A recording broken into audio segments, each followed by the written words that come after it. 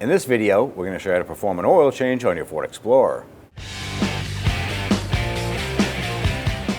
Start by opening up your hood and go ahead and locate your oil fill cap right here. Now right on the oil fill cap, it shows you what oil you need. So this is a 5W20. That's what you're going to use to fill this up when the time comes. You're going to remove your oil fill as well as the oil dipstick. I'm going to pull this up and I'm going to go ahead and wipe this down. There's going to be 2 dots on this here, and then there's a cross hatch area. Now the lower dot means that you're about a quart low. The upper dot or in the middle area is going to be sufficient oil level. Now this engine does require 6 quarts of oil, so we want to make sure once we do that oil change and we fill it up, make sure that that level is in that cross hatch or up at that upper dot. We're going to go ahead and set this aside. This reminds you that we did not fill that engine with oil. Now underneath the vehicle, we're going to locate this shield right here. Now there's going to be 3 little twisty locks. I'm going to twist that. That'll drop down. We get 2 on the front. Twist here. And there's normally 1 on the other side here. Ours is held on with a tie strap. We're going to remove that. Remove this cover, set it aside. On the bottom side, you're going to locate the oil drain plug here. On the passenger side, you use a 15mm socket. You want to make sure you have a catch can or a bucket underneath. Get prepared to catch that oil. As you undo this here, you want to apply inward pressure on that drain plug. You're going to feel it when that drain plug is unthreaded all the way. You're going to feel it almost start to skip on its threads. Get a little bit of oil drip in there, and then pull that out. We're going to wait until that oil is completely drained out.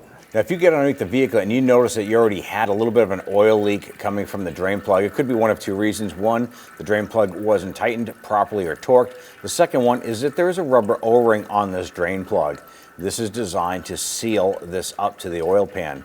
Now, if it is torqued properly, you want to consider replacing this drain plug, as this O-ring may have been crushed beyond its life expectancy. You want to go ahead and replace this with a new sealed bolt.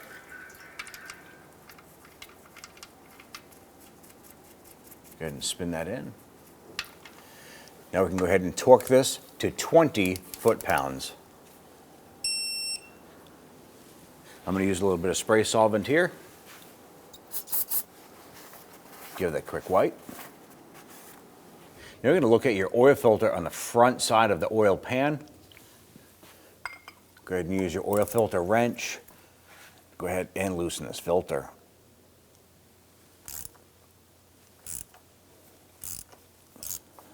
Now there will be oil in here, so go ahead and put your catch can underneath.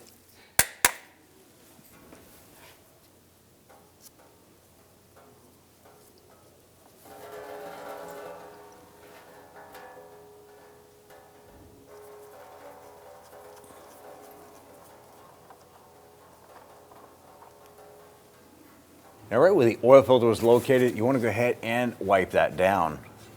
Now the oil filter itself has a rubber O-ring seal or gasket on the bottom of the oil filter. You want to go ahead and inspect, make sure that the gasket is not stuck to the engine itself. If it is, go ahead and just pluck that right off and continue to wipe this down. Now I want to go ahead and prime the oil filter. The way you're going to do this here is take a fresh quart of oil, and we're going to go ahead and start to pour this inside. I'm going to go ahead and fill this up, and the oil itself is going to purge through and fill up. And we're going to continue to do this until about 3/4 of the way full. The reason that we do this here is that when we install this here and the engine starts up, it's better to have some oil in here to prevent a dry start on that engine. I'm going to take a little bit of this oil, and we're going to rub some on that O-ring seal. That'll help that slide in and seal up. Go ahead and take your primed oil filter, line that up, and start to thread that on.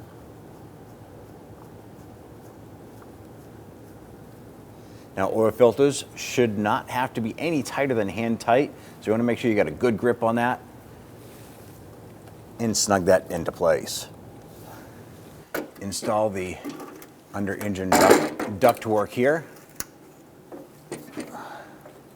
Those little keys in there and twist those in. And if you have the third one here, go ahead and install that. We're just going to use our wire tie on this one here to hold that in place. Use your clean oil funnel. Now we can go ahead and start to pour in the oil. And we're going to use up all of these 6 quarts here.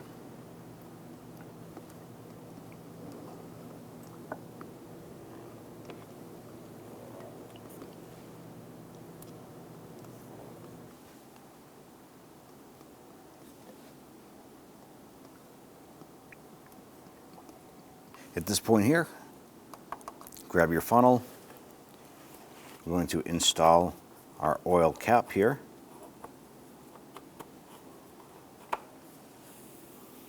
Install the oil dipstick. Now your next step after you do this here, you want to hop into the vehicle.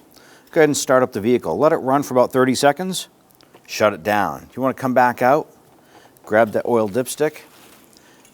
First thing you're going to want to do is give it a wipe down, because there will be oil slosh going on inside the engine and it's going to give you an erratic reading. Put it back in, seat it fully, pull it back out. Now at this point here, you're going to watch and make sure that the oil level is in that crosshatch or up to that upper dot. We filled it to the full 6 quarts. It is filled up as it should be. Now we can go ahead and reinsert this here. Now at this point, you want to go ahead and reset that oil life button or setting on your dash. And you're going to do that using the main button here on the left-hand side. So go ahead and just one quick button here, accessory power active. Now we have our gauges set up here, and we're going to use this button here to go ahead and cycle through to settings. Use the right button here, setting, vehicle setting, and then one more to the right. Now we're going to bring this down to the vehicle. Use the right button, vehicle. And bring this down to oil life reset. Use the right button. Use the OK button to set that to 100%. Press that and hold it. It is reset to 100%, and you're all set. When only the best will do, demand TRQ. The only company that lets you view before you do. TRQ is committed to offering the highest quality aftermarket auto parts that are engineered for peace of mind. Thanks for using and viewing with TRQ.